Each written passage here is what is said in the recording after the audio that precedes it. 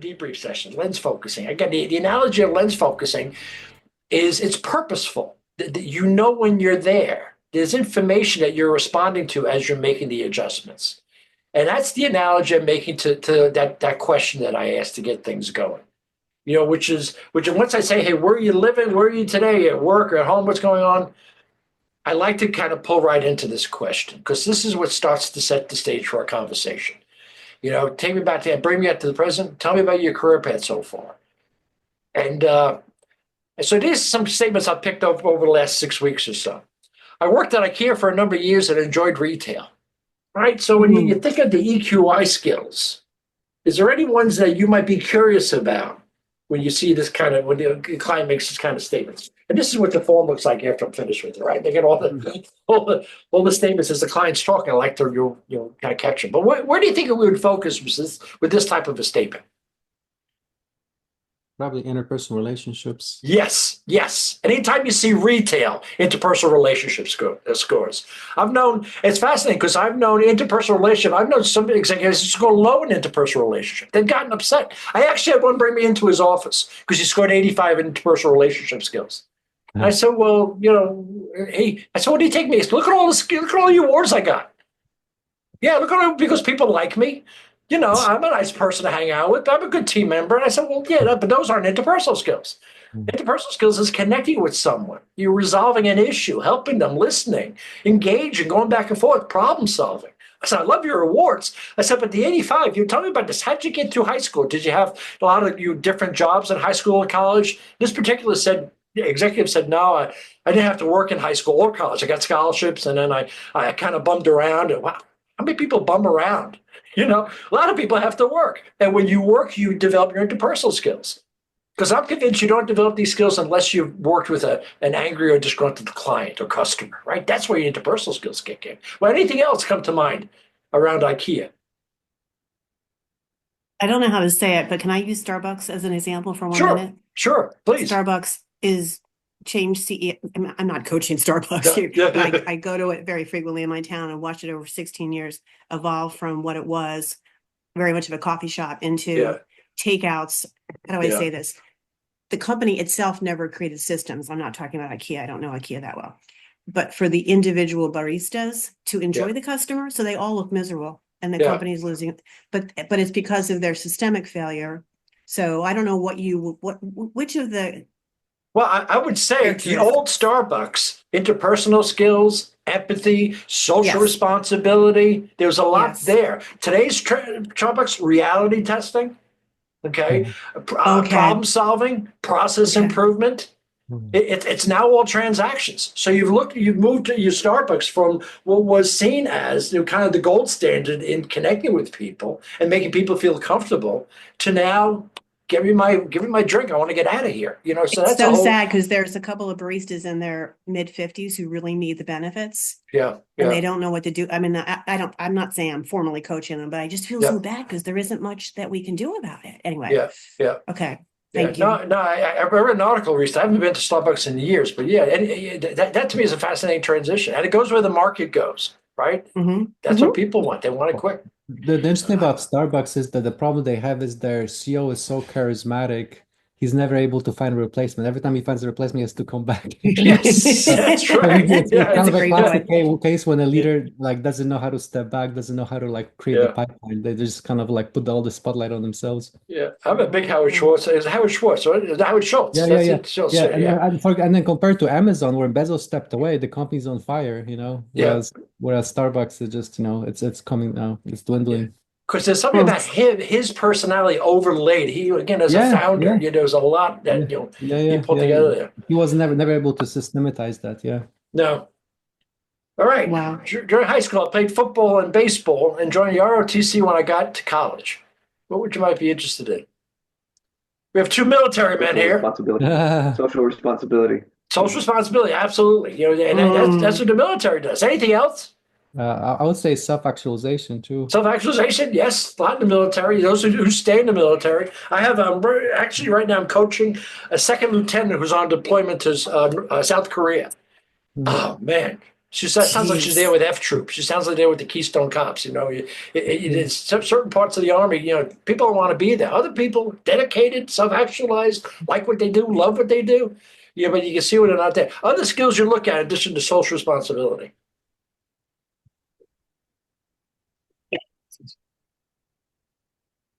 I'd be curious about assertiveness, depending on rank, and also problem solving. Because if you want to find the best processes to solve issues, they're in the Army, they're in the military, because that's what they're known for measurements, they're known for accuracy, they're known for all the stuff that you look in for effectiveness in a closed environment, right? So, but yeah, so this is someone who social responsibility, teamwork, very, very important for them. I've been an HR business partner for a long time, and I've decided to apply for a director position. Don't do it. Don't do it. Says the HR executive. Don't do it. Are you crazy? HR people. Yeah, what would you look at here? Self-regard. Lack of empathy. Self-regard. Yeah, lack of empathy. Give up on empathy. Going to management, right? Yeah, self-regard. I'd be curious about this self-regard. All of a sudden, there's something internally that says, I could do this job. That grows over time, self-regard. The lower I'm in a position, the more I'm more likely to kind of step up on and take different roles with it. Right. So there's something about this situation where, it's funny. A lot of times I've seen people in a tactical job, 5, 10, almost 15 years. All of a sudden, they want to move from tactics. They want to move into strategy. They want to have more impact over what they're doing and who's doing what. So this is kind of an evolution. I'd be curious about self-regard, assertiveness, empathy, those types of your leadership skills. Then I was born on the Lower East Side and was the 11th in the family of 12. The best dressed woke up early. Oh my gosh. You got mostly guys, by the way, mostly men in this family. I think there were 9, if I remember, 9 men in the family. Right? What are you curious about? Does that matter anymore? I'd be curious about everything. Social responsibility, absolutely. Interpersonal skills, empathy, social, everything would kind of come into play here. Because flexibility, right? I don't meet many people coming from families that large, so I haven't got any preconceived notions. What was your experience like? Are you close to your family? And I don't ask that question. I'm just curious as they talk about it. Do they talk about other family members, or this is just it? This is the way they frame themselves, which is fine. But I'm always curious. How does this play out later on in life? How do you being the youngest in that kind of, maybe it does, maybe it doesn't. I don't know. But it's a little piece of information because I'd make a note around social responsibility. Social responsibility says that at his core, it's the family. It's the family unit. It's helping people. That's what's very important with people with high levels of emotional self-awareness. From a very young age, I can always remember appreciating dance, drama, and theater. What would you look at? What would you be curious about? I find this interesting. Self-expression or emotional expression? Emotional expression. I'd go with it. What else?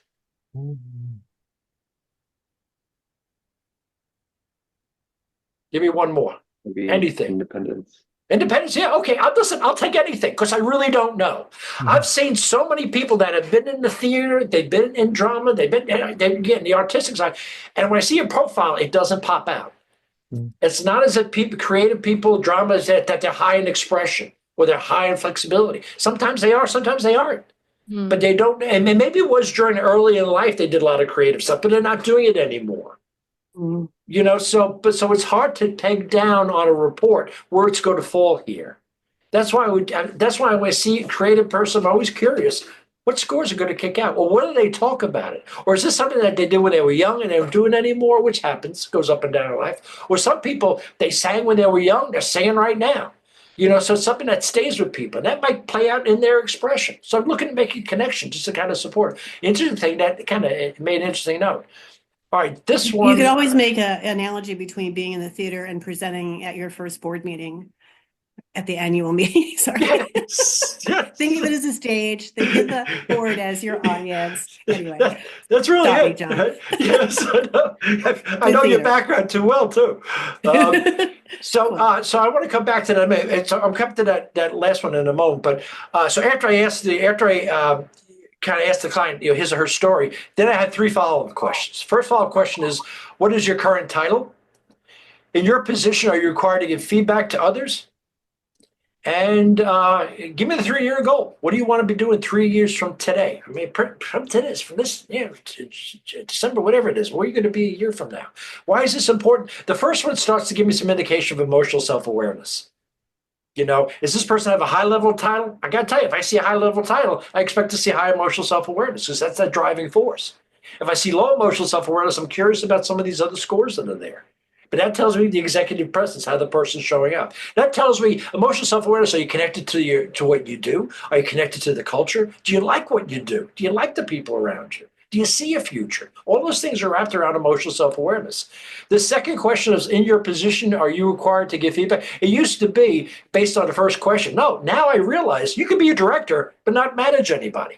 We've met people like that. Right? Or you could be a staff person, but you're required to give feedback to other staff people at a lower level, or interns, or that are there over the summer. So I want to know this because I'm looking at the balance between empathy and assertiveness.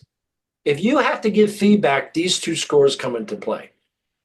And I got to believe everyone's giving somebody feedback out there. I don't think I've ever met anyone that isn't giving somebody feedback. So these are going to come into play at some point. And now, last question, self-actualization. What do you want to be doing 3 years from today? Give me into the future. And it's fascinating how some people will kick right into it, and other people say 3 years from today. Sometimes dogs hear sound and they're not sure what they hear. 3 years from today, I never thought of that question. Where to me, it's just so natural. But other people, it's fascinating to be able to hear this. Now, going back to this question, I had this last month. You may recall one of my clients said, looking at my scores, what's the best way of talking to a 16-year-old? I don't do families. I stay away from families. But I say, hey, what the heck? Let me take a look. So I pulled his profiles right in front of me. And let's look at that assertiveness score. Okay, what does the assertiveness score tell you? It's a one-way conversation. You got it. It's got a person to take the microphone and not give it up. All right. Now, we're now in the personal arena. And I kept saying, listen, I don't do personal stuff, man, but let me tell you overall. Let me tell you in general, right? You struggle with speaking and you struggle with listening. Okay? That's what I see here. That's what the scores are telling me. That in your job, and here's the thing, he's in the type of position where he has to guide people. He's telling people all day long what to do. Even experience, that's his style. Even if I know the job, he's going to tell me what to do anyway. So he's always barking at people all day long. Now you want to switch styles and go home and start to have a conversation with your son? I said, man, this isn't set up for it. Your scores, I said, again, I don't do family therapy. I do, people relationship stuff. This score tends to push people away as opposed to pull them towards you.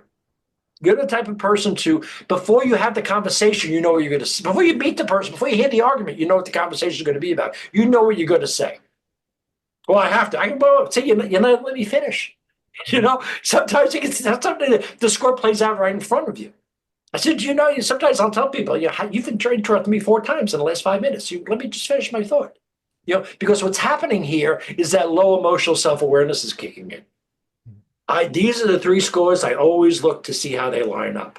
Because only I think I've mentioned before, only 1 in 100 have a high level of assertiveness that matches their emotional self-awareness, that matches their empathy. I love to see a nice line here. So last month, what I said to what you need to do is you need to prepare for your conversations with your son. You need to let him listen. So what if he comes to you and says, I want to go out Friday night? Well, I won't let him out Friday. I see, there you go. You shut me down before you're asking what I'm doing. See, you jumped to the end of the conclusion. You're the father. I'm a father. And we decide whether or not we're going to continue the conversation or shut it down. This is the profile of someone who shuts it down. Okay? The reason I'm bringing it to you is as I followed up with him this month, he said, hey, I had a great conversation with my son. Really great conversation with my son. This was enlightening. And also, I'm doing well in work. I'd rather hear about the work than about the son.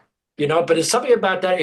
I'm convinced if you really help your clients professionally, there's this oozing into their personal life that takes place. Yeah. That's how I know my clients are really, it sticks when they start playing at home. Once they do that, there's no point of return. It's I use myself in my own. I think my own learnings as well. The stuff that I learned professionally, and you shoot you around listening, believe it or not. Yeah. But yeah, it's fascinating how it plays that way. All right, lens focusing. So we're up to stress reform.